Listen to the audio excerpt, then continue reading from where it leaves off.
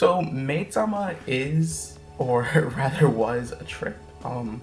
Maid-Sama was a whole trip, to be honest, and I don't really know where to begin, but I do, because this is scripted, and I'm not saying this off the top of my head. I wish I was. Actually don't. It would be awful. I tried. But there's honestly not much to say for the story since it's a romance anime and, you know, the two main characters get together in the end. I mean, there's nothing wrong with that, but it's just like, you know, there's not much suspense.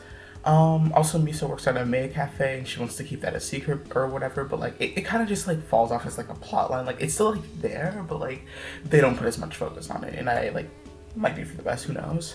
But it's kind of carried hard by the characters because like the stories aren't really like very like memorable or like anything that like I would like really pay attention to hard. Like we got sports festivals, we got school festivals, or a guy not wanting it to be an all-girls school. Like there's some episodes that were like really cool, like the rich guys arc in Kano's debut episode.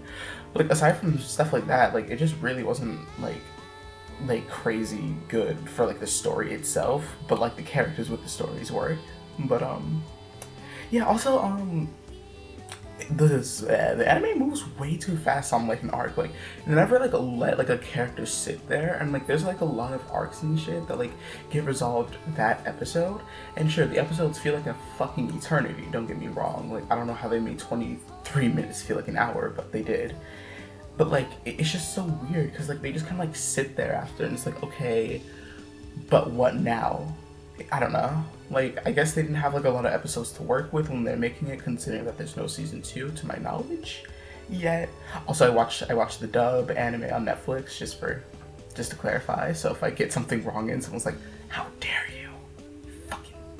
Like, how dare you misconstrue Misa's words? Just because she said, "I like Aoi," doesn't mean she wanted to be with him. Although, I don't know. Just coming up with something off the top of my head. But, yeah. I don't know. It still bugs me how they never really let an arc sit. But, I guess I'll just go over the characters, like, in my Cardcaptor Sakura review. If they're in the cracker shot, like, I don't know what it will be called, like, an eye catch. It's like when they're all there and, like, they're all crackers with, like, the Earl Grey tea behind them. If they're there, then I added them, but I also added Aoi too, and maybe like some others, just if I felt like adding them. The manager though, I didn't, but she's cool. You know, I just didn't feel like writing when I was writing it last night, so I was like, okay, whatever. But yeah, the manager, she's cool. I like her. Okay, Misaki. You know, Misaki is a great character who kind of carried the series for me. Like, her dynamic with Usui is cute, and she's generally a great person. She rose to school with an iron fist, though she learns to be and is more accommodating to the male students there, and it's honestly really nice. Like there's this one example where Kano's debut episode, actually, she wasn't just gonna like straight up like slide him like she normally would. She was actually like, oh, you know, if you like, there's anything I can do to accommodate you, you know, I'll try, but you know, girls are still coming to this school. So that's like, it's a nice little like balance of her character. I like that dialogue. But I can't really talk about her as a maid because like, you know, she's just kind of the same except like kind of nicer, like kind of like a first impression mode. Like you're not trying to be rude to the person, but it's like, you know, like, I don't know, you're just like kind of nicer towards them, but you're still kind of the same, you know? But like, then like you'd be nicer to a person that you just met than like a sibling or a perverted stalker. But yeah, that's all I gotta say about Misa. And now we're on to Usui. So, an enigmatic stalker with the most turbulent personality. Like, I don't know. Like if I had to describe him in a word, it'd be aloof, and that is not very good. Like, I don't know. Like his history is kind of unexplained in the anime, and it might be the endings, but I didn't watch them very often. And like the only time that I actually realized, like, maybe this gives his backstory is on like the second to last episode, so whatever. His dynamic with Misaki, despite what I just said, is kind of weird. Because like he does a lot of weird shit like constantly, and it's kind of uncomfortable. Like, are we gonna bring up the time that he gave Misa a hickey? Are we gonna bring that up? I don't want to personally, but we gotta.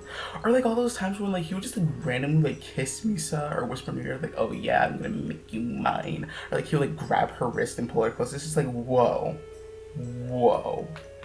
hell no. Like maybe if I just like was little or something, it'd be cute, but it's not, and it was really out of pocket. Also, he's like really possessive of her, but I digress. The Three Stooges. Also, I'm going down this review and kind of like relevance in the series, and it's kind of weird because like, how are they more relevant than Hinata? But that's that's besides the point. They're really good comic relief. Like they were kind of Usui creepy a lot, but like you know, unlike with Usui, they kind of turned it down throughout the series. I mean, to be fair, like Usui, he definitely got a lot chiller with that whole like random sexual assault thing that he did, but whatever.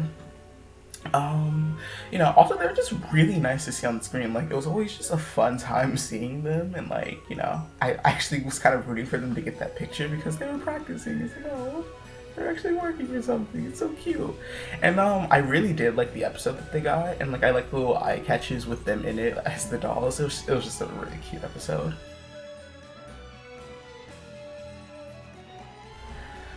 Um, Aoi.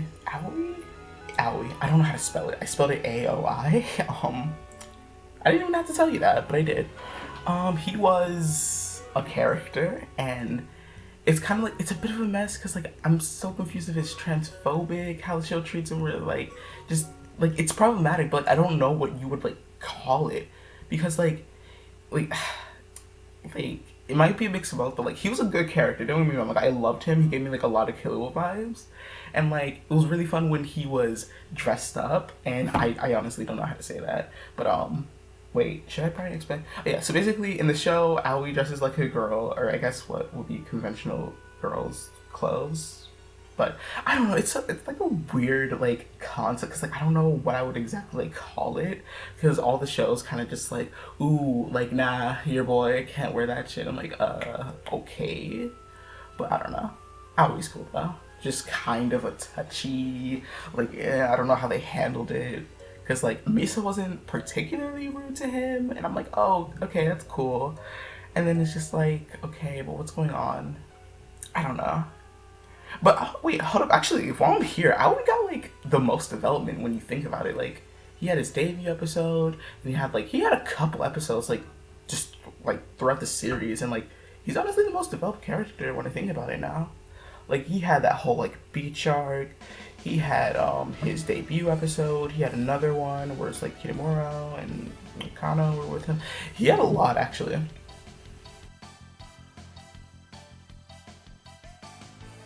But yeah,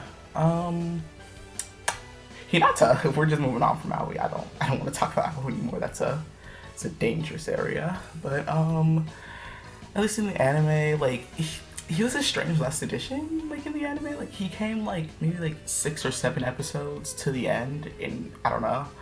Like he was criminally underused because like I think it was like a max of 6 episodes, and then he was absent in the last one except for like a scene that was set up for season 2, which never came. But I'd have to say I kind of did enjoy his character a lot. I mean, like I thought his dynamic with Miso was gonna be like kind of forced and weird, like oh he's the other love interest, but like no, it actually came pretty naturally and played well with the story. Like he was an actual competitor to Usui, not just some like random hottie that they just got off the street. I don't know. Also, I can relate to him eating all the time in class because that was me in middle school. Yeah, middle school was fun. You got to eat a lot. But rich guys, I'm sorry, I did not bother to learn their names. Like I'm talking about like the blonde one and the one who always has his eyes closed and has like that weird like I don't know what that cut is. I don't know. It don't matter. But I think that like a max of 3 episodes because like there was their debut episode, and then they had another episode where I think they had bought out like the maid cafe, and then the other episode which was actually good where like they had to like be butlers and then they had to like win the competition. Like that was a really cool episode, and I wish like that's like their dark tournament arc, but no, they just kind of wasted that, and I don't know, it's like a huge problem with Maid-Sama, but whatever. But they were kind of the largest threat in the series, if you could say there was a threat. But yeah, they were just rich, douchey, and then they never came back. I don't know. Maybe they came back in the manga, but I didn't read it, so.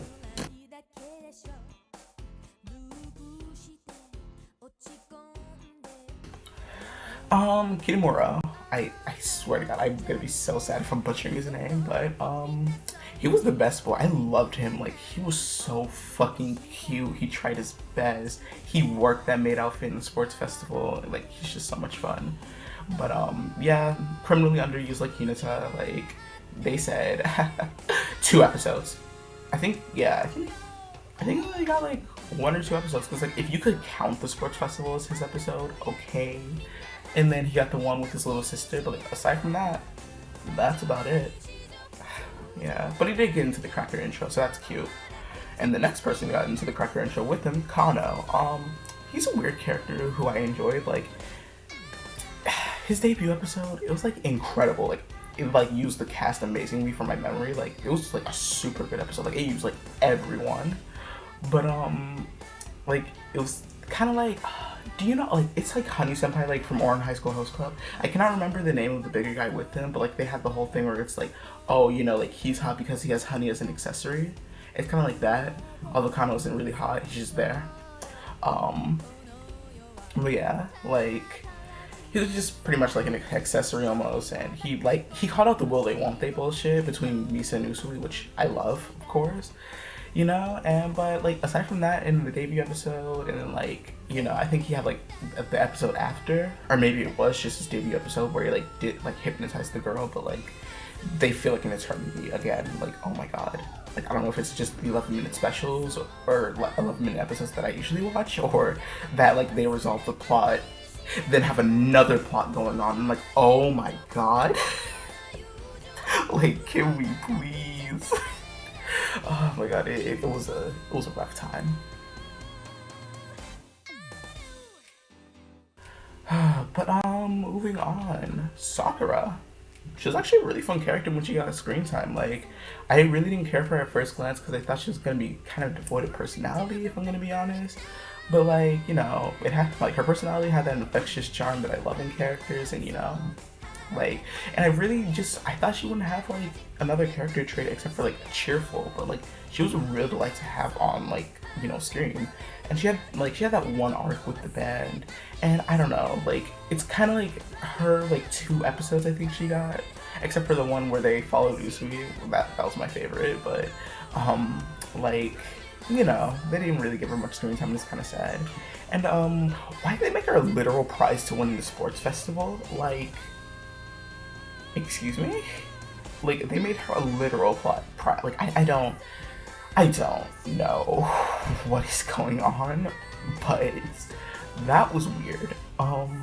Moving forward, Glasses Girl, I feel so bad because I love her so much, but like, she was a fun character, but you know, from the name, she's not very memorable, and like, she was a good friend of Misa and Sakura, and like a fat mood most of the time, but like, just her lack of screen time and memorability makes her description short. Like, I think she's the shortest description of a character I have. Yeah. Oh, actually, she's the last. Hey. Well, that's pretty much my thoughts. I'd like to add that all men in the show were trash except Kitamura. He is the pinnacle.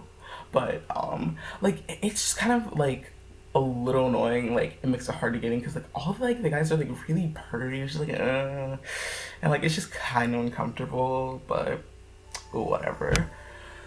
The only, I actually did put in the script, the only problematic guy, or unproblematic guy, is Kitamura, which is nice, you know, always looking out for him because I love him, but, Usui and Misa's relationship, like, it's cute, but it's still kind of, like, really uncomfortable again because of all the sexual harassment in the series, and it's, like, it's played for laughs as Misa yells and hits him in chibi form. Also, they use chibi form a lot, and I mean, it's cute, I like it. But I don't know, in the beginning, like, I feel like you can definitely tell that they got, like, a budget increase, because it used to be like, the white chibis, and then they upgraded to faceless, like, people, so that's cute. I like that. But yeah, like, I really, like, the whole sexual harassment thing with Usui and, like, the possessiveness is just kind of weird. Also, whenever they say master at first, like, it was really cringy. It's like, hey, master! It's like, no. Also, I don't like maid outfits. I really don't. I don't even know why I watched this. Holy shit. I mean, I guess that's how, like, kind of good it is that I watched it despite the maid outfits, but I don't know. But yeah, I can bear the master now. And Well, yeah, I guess this is the part where I pressure you into subscribing, maybe like giving me some feedback. I don't know. Yeah, I actually wrote this in the script like I'm talking. It's so weird. Um, well, okay, bye. Yay, we did one recording session thing. Yeah. Wait, shit. No, wait.